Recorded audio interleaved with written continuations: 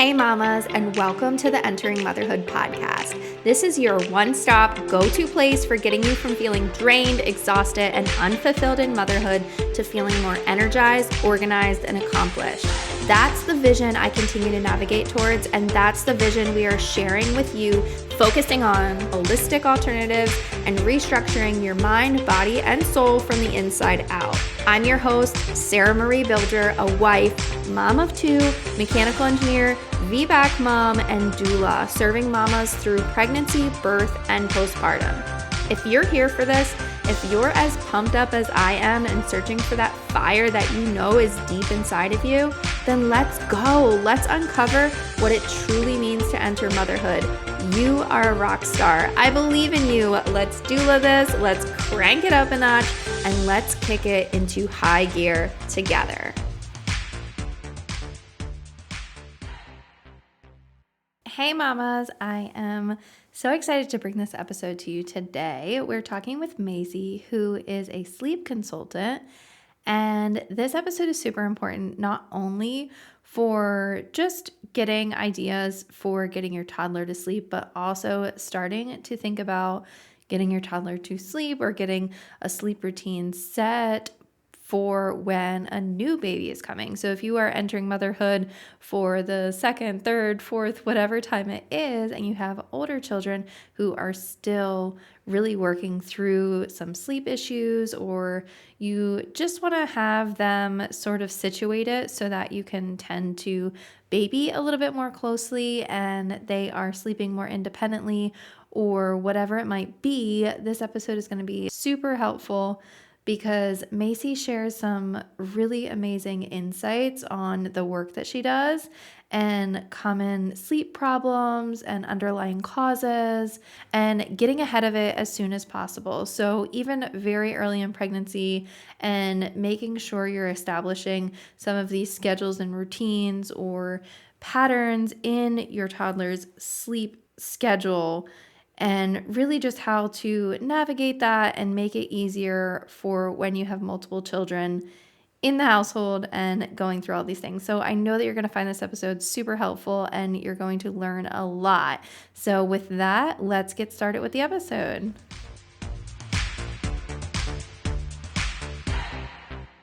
Hello and welcome to Entering Motherhood. I am super excited to have you here today and talk about sleep because I think this is something that everybody does every single day, and it's always a topic that comes up with moms. So how about you go ahead and start the conversation by introducing yourself for the listeners? Sure. Yeah. Hello. Super excited to be here. My name's Macy, and I'm a Canadian and a twin mama, and I help people sleep. And so, yeah, I started out as a nurse, and got pregnant with twins, and it was like hard and just as crazy as you can imagine. And didn't want to go back to work after, wanting to be with my kids. So, went down this rabbit hole of, businesses and landed in sleep. And along that journey, most people think about sleep consultants. They think about, babies and, trying to get longer stretches at night and things like that. But, what I do is different. I work with kids primarily, two up, two, three, four, five kind of thing, and helping to get them to sleep a little bit more independently, but in a really super gentle, nurturing way. And yeah, most people don't think about sleep with kids the same way they think about sleep with babies. It's really more of a parenting approach. But yeah, so that's a little bit about who I am and like what I do. And yeah, I'm super excited to be here. So how old are your twins? Right now, there's six. Yeah, six big Okay. boys. Yeah. I am like super obsessed with twins right now. That is one thing that I am manifesting for the year. And I think it would just be really, really cool. So before we jump into sleep, let's touch on the topic of twins for a second. Did you Sure. naturally conceive them? And what was that like? Yeah, no. I wish that would have been a lot easier. We had a really hard time getting pregnant. And so, yeah, no, they are a product of IVF. And yeah, it's been busy. They're actually home from school today. We've had a snow day, so I really hope they don't interrupt. I laid out the riot act, but we'll do our best. Yeah, yeah. Cool.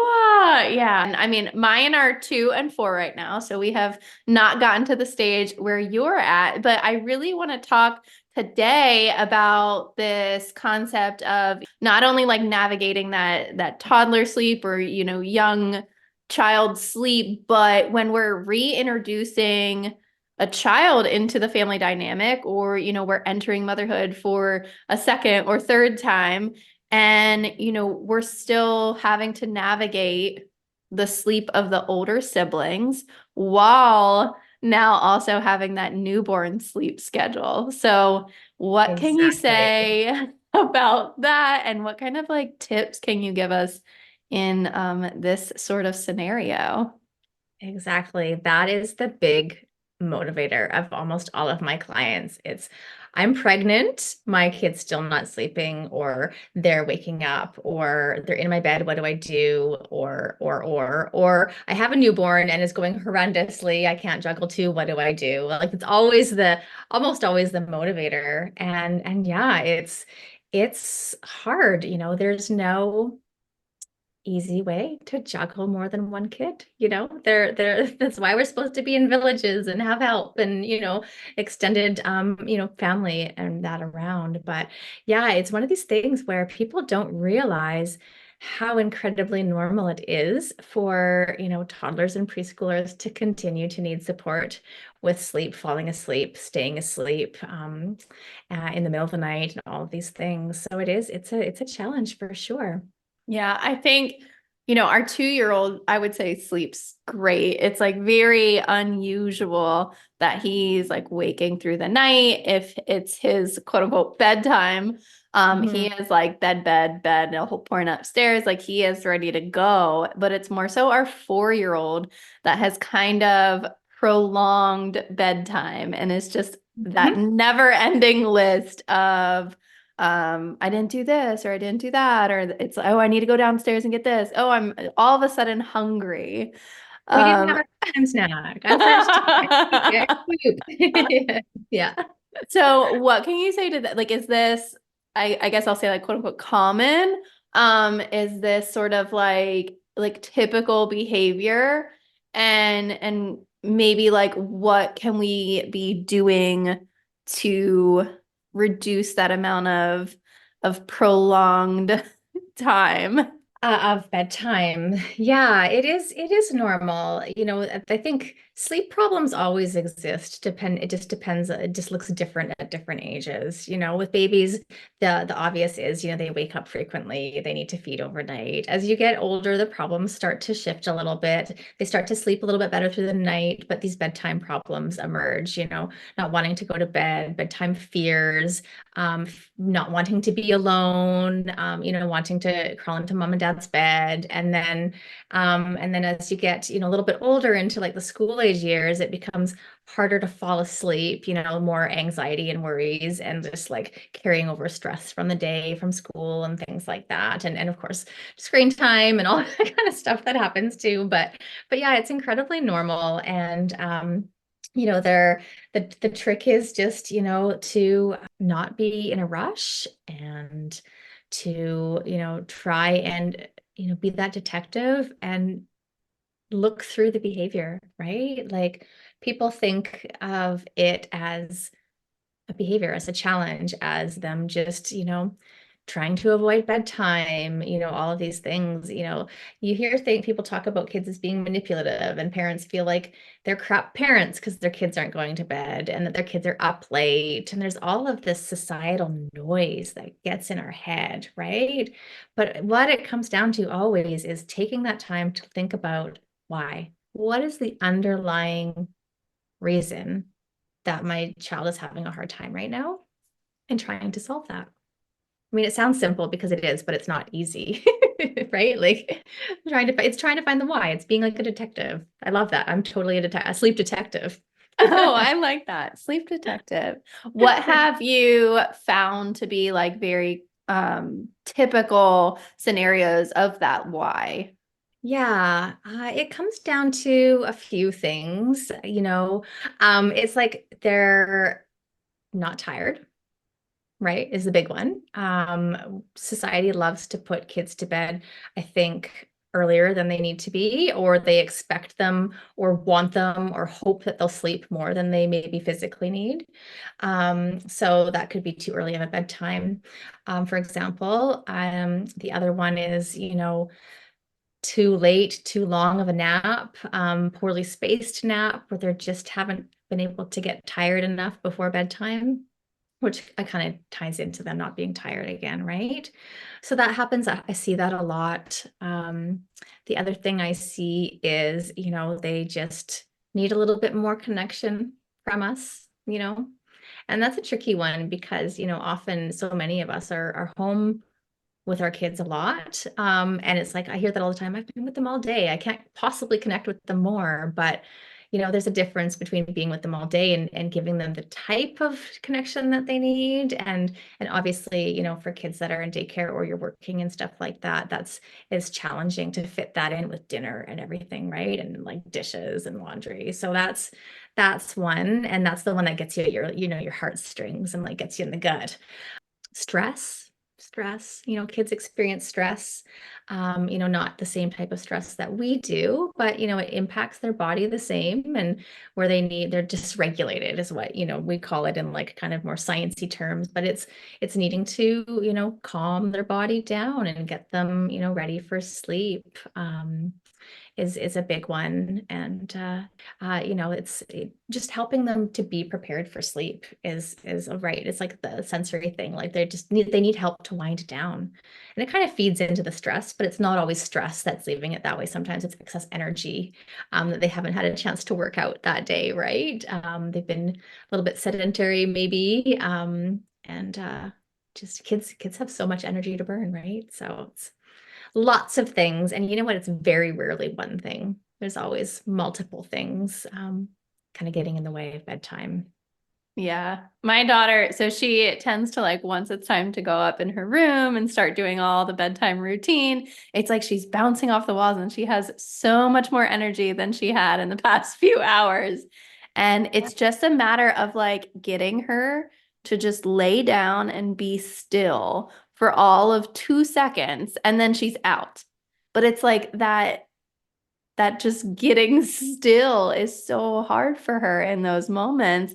And like we know that she's tired and like we know that like in the morning she's going to be exhausted if she doesn't go to bed. But like I'm curious, you said like usually it's like the sleep time or like when they're putting them to bed. What have you found to be in the ages that you work with? Like what's typical like amount of time that children actually need as far as like developmental or just like in general like hours of sleep per night. Yeah, I mean, that is so variable. It depends on the age, of course. And, like 10, 11 hours, I would say, is pretty typical. Most people expect it to be more around the 12 hours mark, 13 hours, and some kids get that. The kids that I work with tend to be on the lower end, of course. Obviously, if they slept lots, it would be easier to get them to sleep. But yeah, I would say, 10, 11 hours is pretty typical. Well, and that's like including if they're still napping. Yeah, yeah. Sometimes if they're napping, if they're younger, they might need a little bit more. And sometimes when they stop napping, it kind of adds on to the night, but not always. Sometimes it's a bit of a drop, and it can be a bit of a challenge, I'll say. A lot of families I find drop the nap a little bit too soon. In my opinion, anyways. I mean, I know it's hard to get the nap in sometimes. They start fighting it. It's easier sometimes to live your life without it.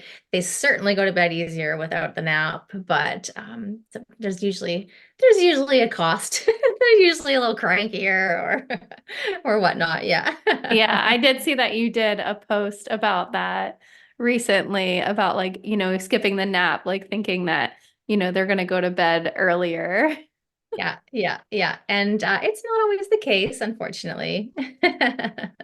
Like you said, a lot of pregnant women are really coming to you and saying like they're having, issues or things are going on. What is the typical kind of timeline with you working with families of how you can start to see improvements? Like at what point, like how far along in your pregnancy, like if you want to kind of like have this be a thing that you're working on, like what kind of timeline are we thinking or talking about? When it comes to working out these problems. The sooner the better, honestly. Like, you know how it is with pregnancy. Like, it's the slowest, fastest, 9, 10 months of your life, right? And you think you have time, but there's always something that comes up and you get tired and cranky and sore and to be like making changes and getting up and trying to hold the boundaries that you're trying to set in the middle of the night when you're tired and pregnant. It's really hard. So in that sense, for your own physical, mental health, earlier is better, but also for the child. If you're, for example, looking to move away from night feeds or looking to move away from co-sleeping to bring in a baby, if you do these kinds of things too close to when the baby's born, sometimes they can kind of connect the dots and resent things.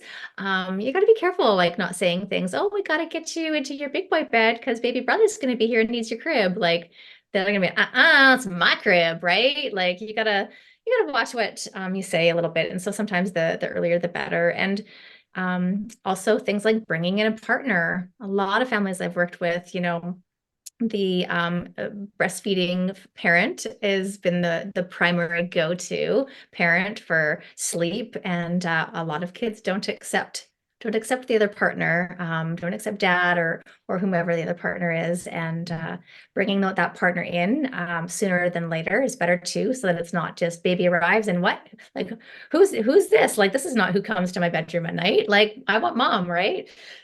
So yeah, all of these things take time.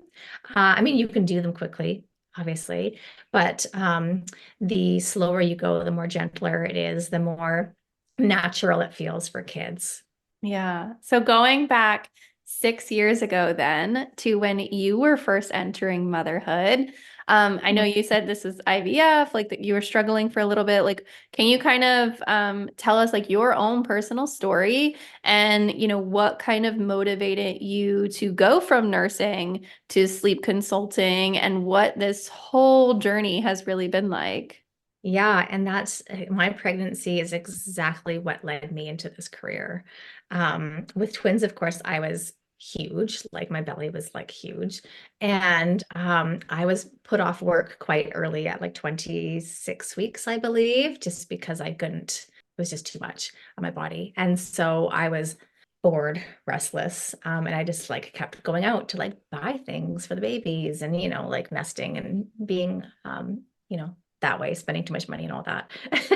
But everywhere I went, people of course commented. Everybody loves to comment on a big pregnant belly, but the conversations would go like, "Oh my goodness, you must be due any day now." And then it's like, "Well, actually, no, I'm only 26 weeks, I'm only 27 weeks." And then, "Oh my God, you have so much to go, but you look like you're due." Yeah, it's twins. Oh my God, twins. I used to want twins. Now there's no way. Now that I've got one kid, there's no way. I'm so glad I didn't have twins.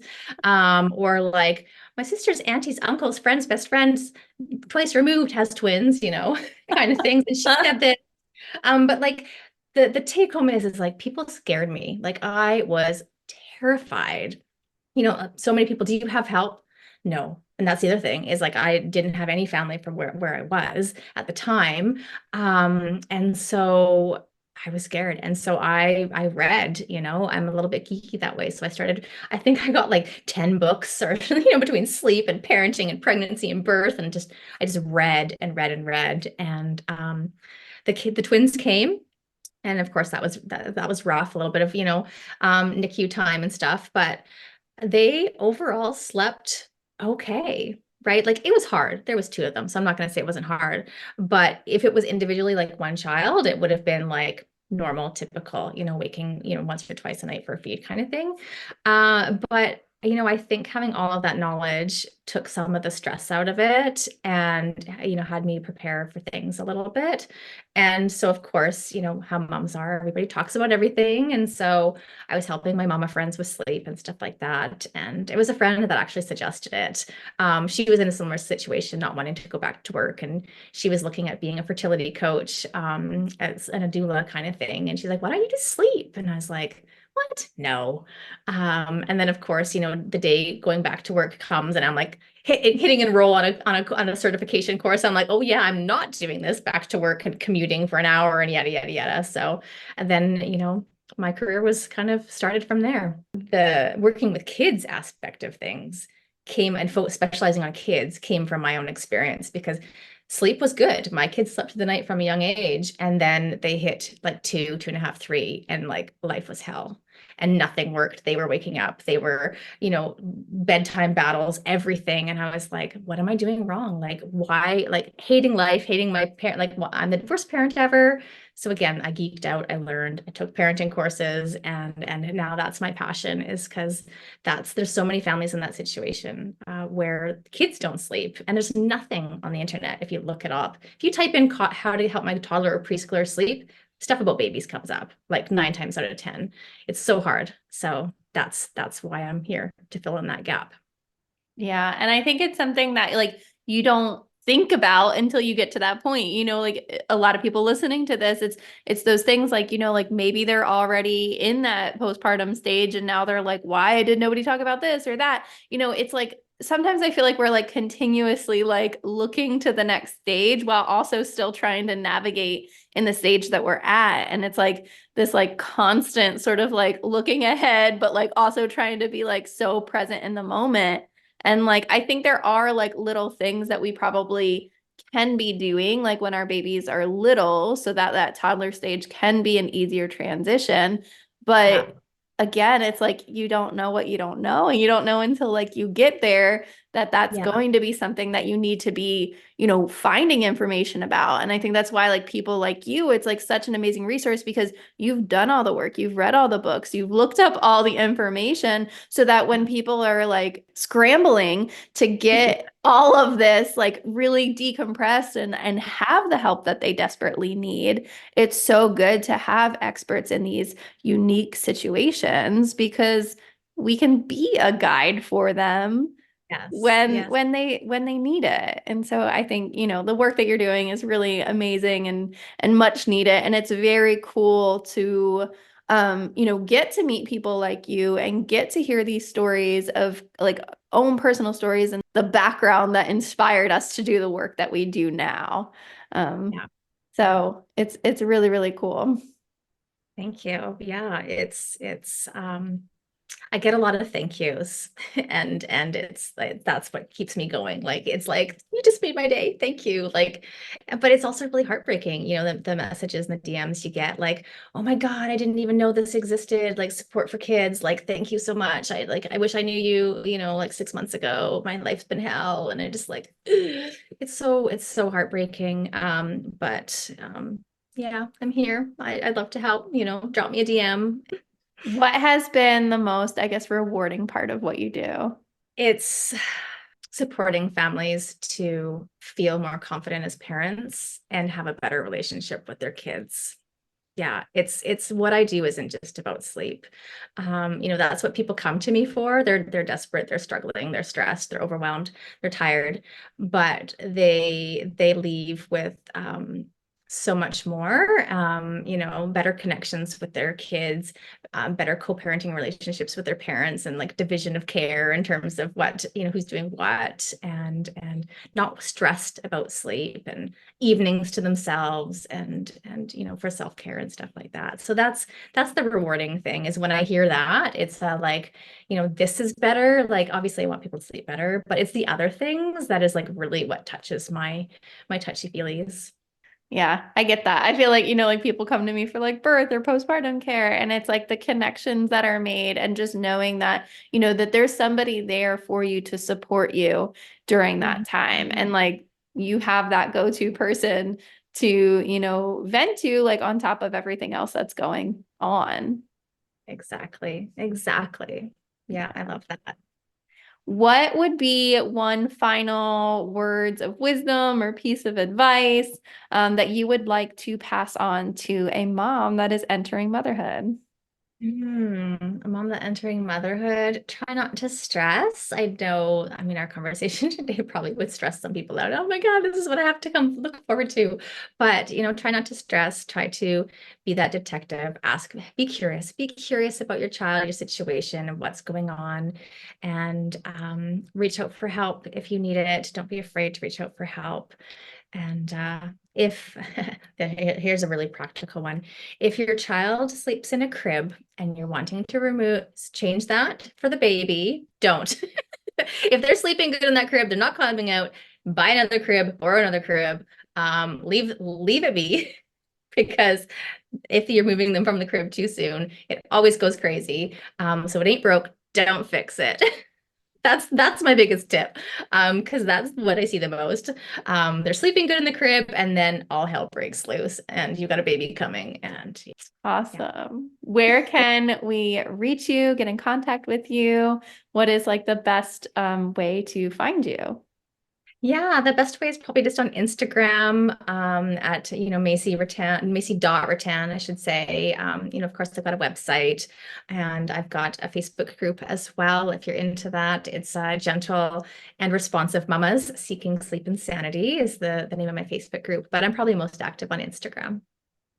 Awesome. Well, thank you so much for, sharing your own personal story and also a little bit of insight of what you do and some tips and tricks for us to getting our children sleeping. No problem. Thank you so much for having me. Yeah, thank you so much. Thank you, mamas, so much for listening. Remember, you are a rock star. I believe in you. Let's doula this. Let's crank it up a notch and let's kick it into high gear together. Hit that subscribe button, share this episode with a friend, message me, email me, call me, beat me. You know how to reach me. We're doing this, mamas. I am so excited to catch you here next week. This is your one-stop go-to place for helping you find the resources you need to make the best choices for you and your family during pregnancy, birth, and most importantly, postpartum. See you later, mamas.